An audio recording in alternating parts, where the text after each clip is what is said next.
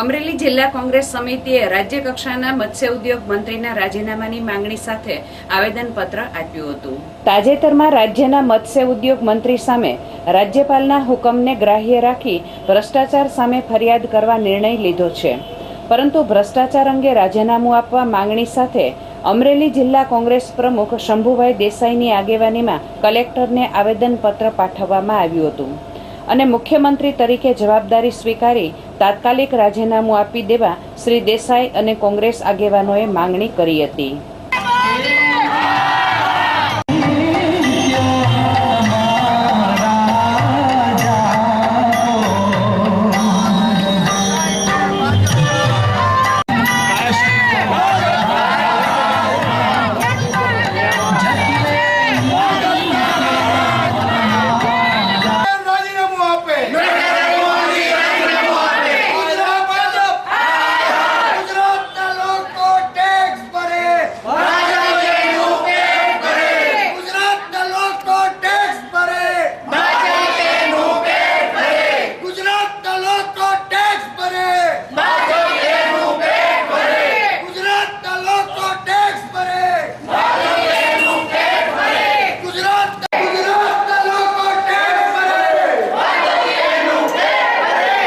सरदार पटेल गुजरात है राजीनामु आपे एवी कांग्रेस पक्ष प्रति हमारी आईपीएस ना आईएएस अधिकारीओना वाला थવાની વો કરજો વિડિયો ભણનારા બધા અંદર પીડ્યા છે અને જે કેટલા જશે ઈવન મોદી પણ જવાના છે। તમે જો સાહેબ આ વખત સાહેબ નક્કી કર્યું છે કે કોઈને કેસરી પટ્ટી દેખાય ને તો છોડવાના નથી।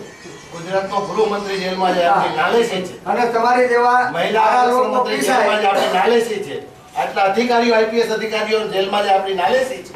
આ નાલેસી દૂર કરવા માટે એક સમાનતા તરીકે અમારી વિનંતી છે કે આ અમારું આવેદનપત્ર રાજ્યપાલશ્રીને પહોંચાડો અને રાજ્યના મત્સ્ય ઉદ્યોગ મંત્રી કે જે 400 કરોડનો ભ્રષ્ટાચાર કર્યો છે એમાં મુખ્યમંત્રી શ્રી સીધા જવાબદાર છે। આને માટે નામદાર હાઈકોર્ટે પણ મંજૂરી આપી છે અને રાજ્યપાલે એમની મંજૂરી માંગ્યા પછી આ ભ્રષ્ટાચાર થયો હોય એવી સાબિતી મળી છે। 5000 રૂપિયાથી કોઈ પણ ટેન્ડર બહાર પાડવાનું હોય તો એ મંજૂરી લેવી પડે અને કોન્ટ્રાક્ટ માટે નિયમ પ્રમાણે ટેન્ડર બહાર પાડવે। આવી કોઈ પણ પ્રક્રિયા કર્યા વગરના આ ગુજરાતની સરકારે ડાયરેક્ટ ફક્ત 40 કરોડમાં આ કોન્ટ્રાક્ટ અપાણો અને એને માટે હાઈકોર્ટમાં એક રીટ થઈ અને એની તપાસ થતાં ફરીથી ટેન્ડર પ્રક્રિયા થતાં 400 કરોડમાં આ કોન્ટ્રાક્ટ દેવાનો। એનો અર્થ એ થયો કે 400 કરોડનો ભ્રષ્ટાચાર થયો। આ ભ્રષ્ટાચાર માનનીય નરેન્દ્ર મોદીએ જ કર્યો છે, એ જ જવાબદાર છે, એટલે એની જવાબદારી એમને સ્વીકારી અને માનનીય નરેન્દ્રભાઈ મોદીએ તાત્કાલિક અસરથી આ ભ્રષ્ટાચારની જવાબદારી સ્વીકારીને રાજીનામું આપવું જોઈએ।